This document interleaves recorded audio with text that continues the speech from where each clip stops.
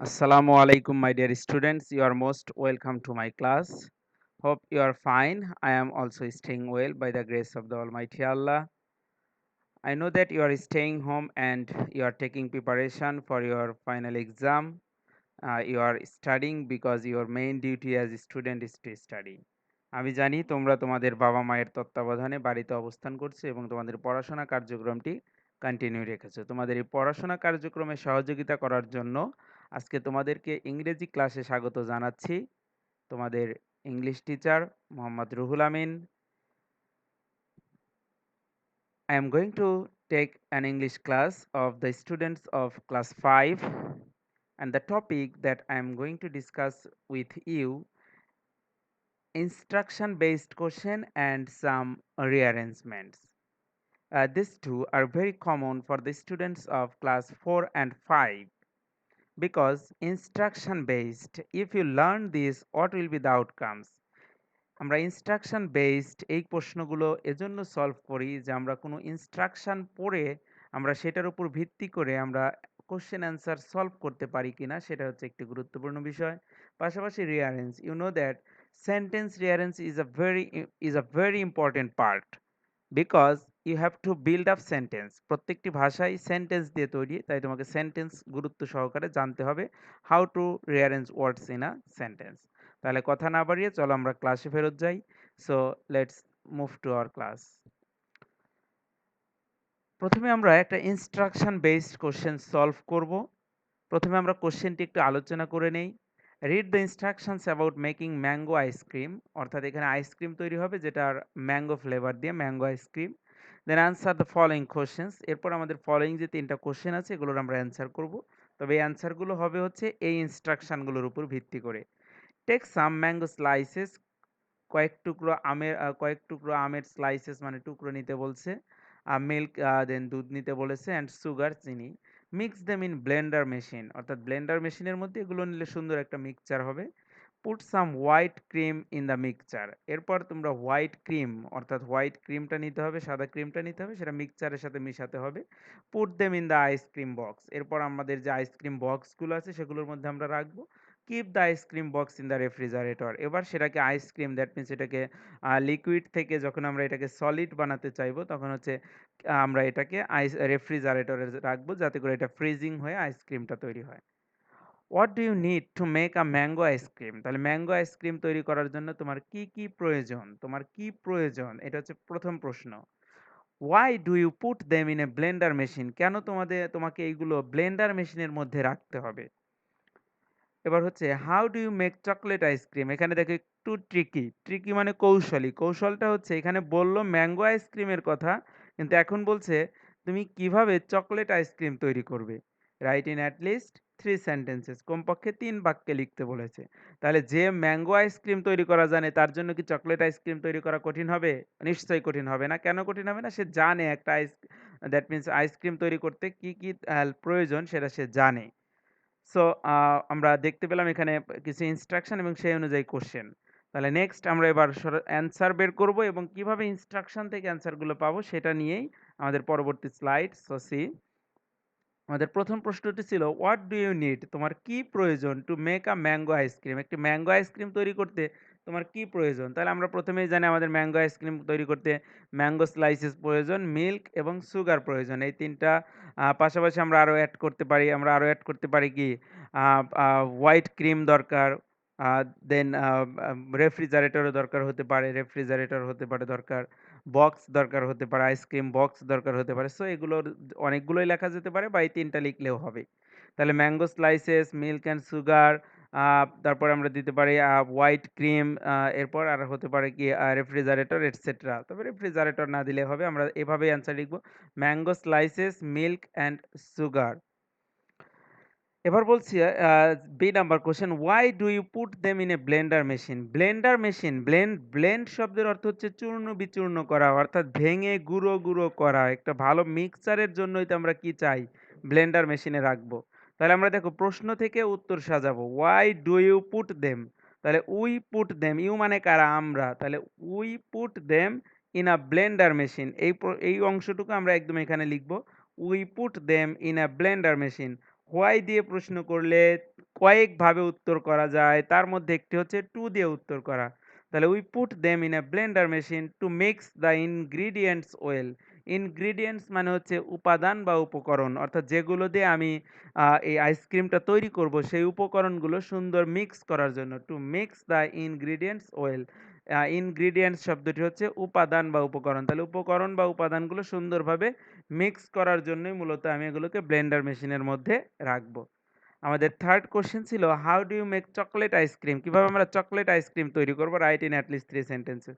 আমরা একটি হেল্প নেব। দেখো তো ম্যাঙ্গো স্লাইসের পরিবর্তে যদি আমরা শুধু চকোলেট নেই তাহলেই তো এটা চকোলেট আইসক্রিম হয়ে যাবে। কেননা চকোলেট আইসক্রিমের মধ্যেও কি থাকবে? মিল্ক থাকবে। চকোলেট আইসক্রিমেও সুগার থাকবে। চকোলেট আইস এই এই এগুলোকে মিশানোর জন্য ব্লেন্ডার মেশিন লাগবে। এরপর আমাদের কি হোয়াইট ক্রিম লাগবে, আইসক্রিম বক্সও লাগবে। পাশাপাশি আমাদের রেফ্রিজারেটর রাখতেও হবে। অর্থাৎ সবগুলোই ঠিক আছে, শুধু ম্যাঙ্গো স্লাইসের জায়গায় শুধু চকোলেট দিব। তাহলে আমরা যেহেতু প্রথম সেন্টেন্সটি আমরা এট ফার্স্ট দিয়ে শুরু করতে হবে, আমরা ৩ টা সেন্টেন্স সাজিয়ে নিলাম। যে আমরা প্রথম ২ টি বাক্য আ আ প্রথম ২ টি বাক্যে একটি সেন্টেন্সে লিখব। এরপর আমরা ৩ নাম্বার এবং ৪ নাম্বার একটি সেন্টেন্সে লিখব এবং ফাইনালি আমাদের ৫ নাম্বার একটি সেন্টেন্স। অর্থাৎ আমরা ৩ টা সেন্টেন্সে ভাগ করে নেব। তাহলে ৩ টা সেন্টেন্সের জন্য আমরা ৩ টা ট্রানজিশনাল ওয়ার্ডস বা ৩ টি ফ্রেজ ব্যবহার করতে পারি। এট ফার্স্ট, এরপর আমরা দেন, তারপর হচ্ছে আফটার দ্যাট। অর্থাৎ ৩ টি বাক্য হলে at first, then, after that এবং এখানে ক্রমটা ঠিক আছে। অর্থাৎ কোনটার পরে কোনটা এটা ঠিক আছে। তাহলে আমরা প্রথমে লিখব at first we take some chocolate, milk and sugar and mix them in blender machine. অর্থাৎ এই দুটোকে যুক্ত করার জন্য অ্যান্ড ব্যবহার করব। And mix them in blender machine. এরপর আমরা দিলাম যে ৩ নাম্বার এবং ৪ নাম্বারকে যুক্ত করার জন্য, তাহলে দেন আমরা জানি দ্বিতীয়টার জন্য আমরা দেন নিয়েছি। তাহলে then we put some white cream in the mixture and put them in the ice cream box. And put them in the ice cream box. অর্থাৎ কোনো কিছুই কিন্তু আমি মুখস্থ লিখছি না, এখান থেকেই লিখছি। এবার আমরা থার্ড যে সেন্টেন্সটা তার জন্য বেছে নিয়েছিলাম আফটার দ্যাট। তাহলে আফটার দ্যাট দিয়ে এই কিপের আগে উই লাগিয়ে দাও। After that we keep the ice cream box in the refrigerator. এভাবে লিখলেই আমরা এখানে পূর্ণ মার্ক পেয়ে যাব। কেউ যদি at first, then, after that না দিয়ে সরাসরি ৩ টা বাক্য লেখো তাহলেও ফুল মার্কস পাবে, কোনো সমস্যা নেই। তবে মনে রাখবে যখনই কোনো ক্রম বোঝায়, পরপর ধাপ বোঝায়, আমাদের সেই লেখাগুলো ধাপে ধাপেই লেখা উচিত। তাহলে ধাপে ধাপে লেখার জন্য at first, then, after that এরকম ফ্রেজ বা ওয়ার্ড ব্যবহার করা যেতে পারে। তাহলে এটি ছিল আমাদের ইনস্ট্রাকশন বেসড কোশ্চেন। আমরা নেক্সট অপশনে চলে যাব। আমাদের নেক্সট অপশনটি ছিল রিঅ্যারেঞ্জ। অর্থাৎ এখানে আমাদের রিঅ্যারেঞ্জ করতে হবে। রিঅ্যারেঞ্জে অ্যান্সার ভ্যারি করতে পারে, অর্থাৎ একেক স্টুডেন্টের অ্যান্সার একেক রকম হতে পারে। তবে তোমাকে গুরুত্ব সহকারে খেয়াল করতে হবে যে তোমার সেন্টেন্সটি কারেক্ট কিনা, তোমার সেন্টেন্সটির মিনিং, তোমার সেন্টেন্সের গ্রামার এগুলো কারেক্ট কিনা। আমাদের প্রথম বাক্যটি ছিল you like would come to. আমরা জানি আমরা রিঅ্যারেঞ্জ করার সময় শব্দগুলো কাউন্ট করে নেব 1 2 3 4 5, অর্থাৎ আমরা যখন এখানে অ্যান্সারটি পাবো সেখানেও কাউন্ট করব এই ৫টি আছে কিনা। শব্দ করে না করলে মনে মনে কাউন্ট করে নেব। এবার আমি প্রথমেই খুঁজবো সাবজেক্ট। এই বাক্যের ভার্ব কোনটা? মূল ভার্ব হচ্ছে ২ টি দেখা যাচ্ছে, একটা হচ্ছে লাইক, একটা হচ্ছে কাম। এখন লাইক টু কাম নাকি কাম টু লাইক? নিশ্চয়ই আমরা বলব না কাম টু লাইক। বলে থাকি আমরা কি বলে থাকি? যে like to come, like to come আসতে পছন্দ করি। এসে কাম টু লাইক মানে পছন্দ করার জন্য আসি, এটা তেমন ভালো শোনায় না। বরং আমরা আ পছন্দ করার জন্য পছন্দ করি, আসতে পছন্দ করি। তাহলে আসতে পছন্দ করি। তাহলে যখন ইউ লাইক তার মানে দাঁড়ালো you like to come, you would আমরা জানি উড একটি হেল্পিং ভার্ব। তাহলে you would like to come. এই বাক্যটি you would like to come এটা ইউ সাবজেক্ট হওয়ার কারণে ভালো হচ্ছে না, ভালো শোনাচ্ছে না। ইউ ছাড়া অন্য কোনো সাবজেক্ট হলে ঠিক ছিল। He would like to come, I would like to come. কিন্তু ইউ হওয়ার কারণে এটাকে কোয়েশ্চেন করলে ভালো শোনাবে। যেমন দেখো would you like to come? যে আপনি কি আসবেন? Would you like to come? Would you like to come? অর্থাৎ যখন ইউ সাবজেক্ট তখনই হচ্ছে আমাদের এখানে কোয়েশ্চেন করাটা বাধ্যতামূলক হয়ে গেছে, যে কোয়েশ্চেন করলে বাক্যটা ভালো শোনাবে। যে would you like to come? Next you answering would questions mind some, একই প্যাটার্ন অর্থাৎ উড ইউ মাইন্ড। দেখো would you mind answering some questions, এই মাইন্ডের পরে যে ভার্বটি আসে তার সাথে আইএনজি যুক্ত হয়। তাহলে would you mind answering some questions? আপনি কি কিছু প্রশ্নের উত্তর দিবেন? এটার ইংরেজি হচ্ছে would you mind answering some questions? Do spend your leisure how you time. তাহলে এখানেও মূল ভার্ব হচ্ছে স্পেন্ড এবং আরেকটি ভার্ব আছে ডু, তার মানে প্রশ্ন হবে এবার সাবজেক্ট কে, ইউ, তাহলে কিভাবে, তাহলে হাউ, তাহলে কি কাটাও, your leisure time, your leisure time, তাহলে আমাদের বাক্যটি দাঁড়ালো how do you spend your leisure time, how do you spend your leisure time, তোমার অবসর সময় তুমি কিভাবে কাটাও, how do you spend your leisure time. I to walk park like in the, তাহলে দুটো ভার্ব আছে, একটা হচ্ছে ওয়াক আর একটা হচ্ছে লাইক, তাহলে ওয়াক টু লাইক নিশ্চয়ই ভালো শোনায় না, like to walk, like to walk অর্থাৎ হাঁটতে পছন্দ করি, তাহলে কে পছন্দ করে, আই, তাহলে আই লাইক টু ওয়াক কোথায়, ইন দ্য পার্ক, তাহলে I like to walk in the park, আমি পার্কে হাঁটতে পছন্দ করি, I like to walk in the park. আর in 7 week there days are, তাহলে খেয়াল করে দেখো দেয়ার আর কি আছে, উইকসে দিন আছে নাকি দিনে উইক আছে, নিশ্চয়ই উইকে দিন আছে, তাহলে দেয়ার আর কতগুলো দিন, 7 ডেজ, কোথায়, in a week, so there are 7 days in a week, there are 7 days in a week. Give chair let's অর্থাৎ কাউকে অভিবাদন জানানোর জন্য আমরা এটা ব্যবহার করে থাকি, কাউকে উৎসাহ দেওয়ার জন্য আমরা বলে থাকি let's give a chair, let's give a chair, যে চলো আমরা এটা উদযাপন করি, let's give a chair. Is food what food good, এখানে প্রশ্নবোধক চিহ্ন দিয়ে তোমাকে নির্দিষ্ট করে দিয়েছে এটা কোশ্চেন হবে, প্রশ্নবোধক চিহ্ন না থাকলেও, কোশ্চেন মার্ক না থাকলেও এটা প্রশ্নই হতো। এখানে দেখো বোঝাচ্ছে is food what food good, তাহলে what food is good food, what food is good food, যে কোন খাবার বা কি খাবার ভালো খাবার, তাহলে what food is good food, কোন খাবার ভালো খাবার।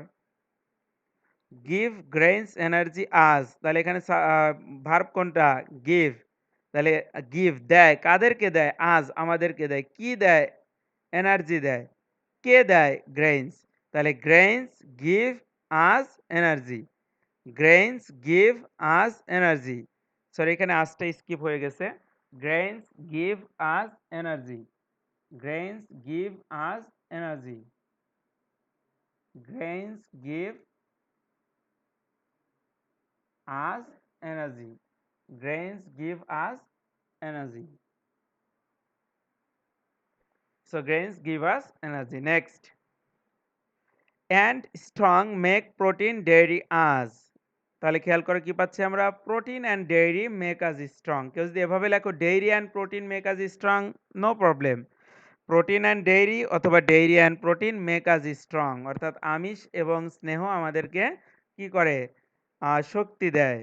Next, was the fire there in school, তাহলে কোথায় ফায়ার ছিল, তাহলে there was a fire in the school, there was a fire in the school, যে স্কুলে আগুন লেগেছিল।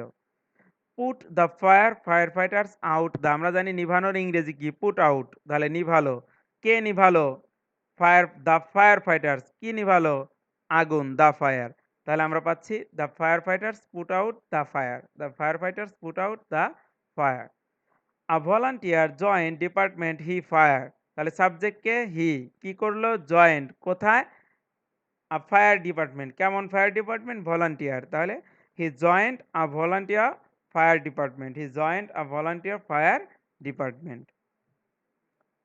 হি মানি ইট earns for, he money it earns for, তাহলে হি সে কি করে, আর্নস করে, কি আর্নস করে, মানি, কিসের জন্য, ফর ইট এর জন্য, তাহলে he earns money for it, he earns money for it, he earns money for it. You your have done homework, প্রশ্ন করার জন্য আমাদের প্রথমে হেল্পিং ভার্ব, তাহলে হ্যাভ, তারপরে কে করবে হোমওয়ার্ক, ইউ, তাহলে হ্যাভ ইউ, কি, ডান, তাহলে হ্যাভ ইউ ডান, কি, হোমওয়ার্ক, কার homework, your homework, so have you done your homework, have you done your homework, have you done your homework.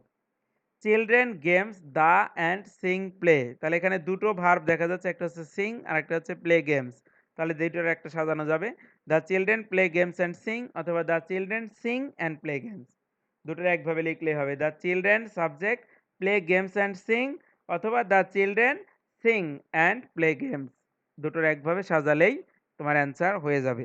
তোমাদের এখানে প্র্যাকটিসটা জরুরি। If you practice a lot you will have a sound knowledge on reference. So practice is a must, and keep practicing so that you can cut good figure in your final exam. Now it's time to say goodbye. Hope to meet you soon with a new video lesson in next class. Until then, Khoda